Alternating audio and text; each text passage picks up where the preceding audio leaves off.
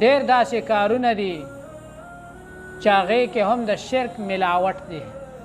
په صریح شرک نه دی د شرک پکې څه شی دی ملاوټ دی هغه کارونه نه هم ځان بچ کول پکار دي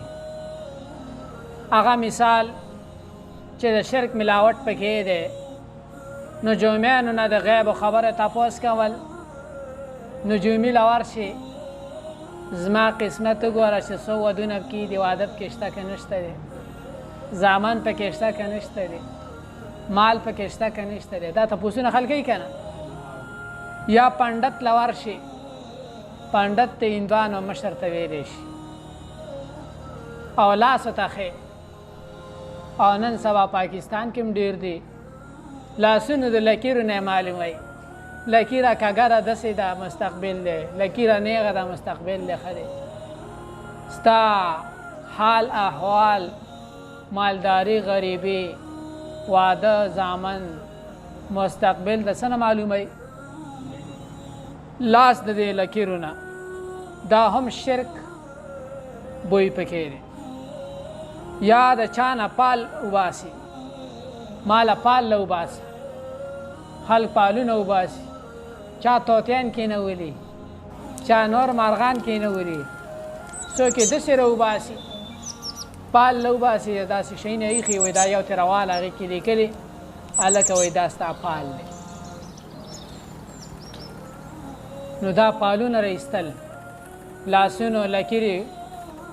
د غیب خبرو تپوسونه کول دا څه شی دي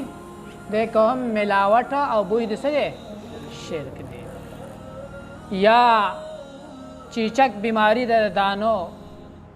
یا بله بیماری او تو وایې چې دا بیماری چې کوم ده دا موږ ته لګي د یو سړي بیماری براه راست ما ته لګي او طب کې دا عقیده ساتي چې دا بیماری بل ته لګي الله جل شانه ته منسوبه نه نو دا هم څه شی دی بیماری په خپله نه لګي بلکې بیماری څوک لګوي الله لګوي او دا وګڼه چې دا یو بیماری بل سړي ته لګي دا عقیده دې ساته د دې کوم شرک ملاوټ دی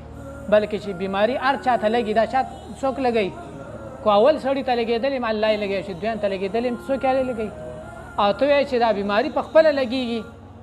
الله یې نه لګوي نو دا پیسې دی دا شرک بل چې کوم دی تعزیه جوړول د غم دپاره محافل جوړول محفلې لکه شیعګانې چې جوړې تعزیې غمونه او جاړې پکې او ځان وخي او کله څلوېښتي کوي لکه پرونه او دا غمونه او هر کال چې کوم د تعزیه جوړوي نو دا هم څه شی دی شرک یا جنډې او لاسونه اوچتول شیعګانې اوچتوي که نه اپنج